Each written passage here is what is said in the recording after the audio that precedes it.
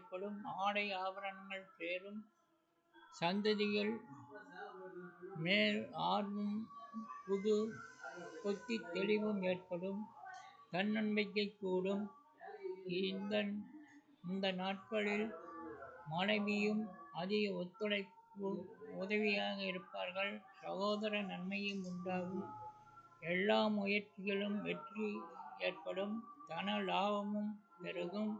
புதிய நண்பர்கள் சேர்க்கையும் அவர்கள் மூலம் உதவிகளும் உண்டாகும். மனதில் தைரியமும் புதிய உற்சாகமும் உண்டாகும்.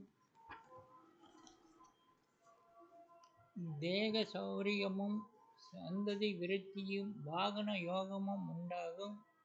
பெரியோர்கள் நேசம் பதவி உயர்வு ராஜயோகம் உண்டாகும். மன திருப்தியும் பண வரவும் உடல் ஒளிபெறுதல் போன்றவை ஏற்படும். பல பயணங்கள் ஏற்படும். பல சந்ததிகளின் தேர்ச்சியும் ஏற்படும். புத்தி சாதுரியமும் வாக்கு வன்மைகளும் உண்டாகும். பாக்கிய விருத்தியும் ஏற்படும். குடும்ப சுகத்தில் திருப்தி உண்டாகும். புத்தாடை அணிகலன்கள் முதலியவை அணிவீர்கள். வேளா வேலைக்கு சத்தான தரமான உணவும் கிடைக்கும். மேலும் இம்மாத யோக நிலையை பார்ப்போம். இம்மாதம் 10ஆம் தேதியிலிருந்து கன்னி ராசிக்காரர்களுக்கு சந்திரமங்கல யோகம் அமைகிறது. இதன் பயன் வீடு வாகனம் செல்வம் செல்வாக்கு பெற்று ஏற்றமான வாழ்வு பெறுவீர்கள். குறிப்பாக பூமி சேர்க்கை அதிகமாகும். மேலும் இம்மாதம் கன்னி ராசியில் பிறக்க குழந்தைகளுக்கும் இது பொருந்தும்.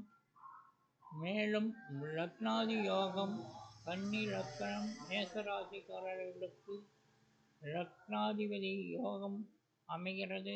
இதன் பயன் உயர்ந்த பதவி சந்தோஷமான வாழ்வு பெரிய மனிதர்கள் தொடர்பும் நீண்ட ஆயுள் போன்ற ஏற்றமான நற்பலன்களை உங்களுக்கு உண்டாகும். இம்மாதம்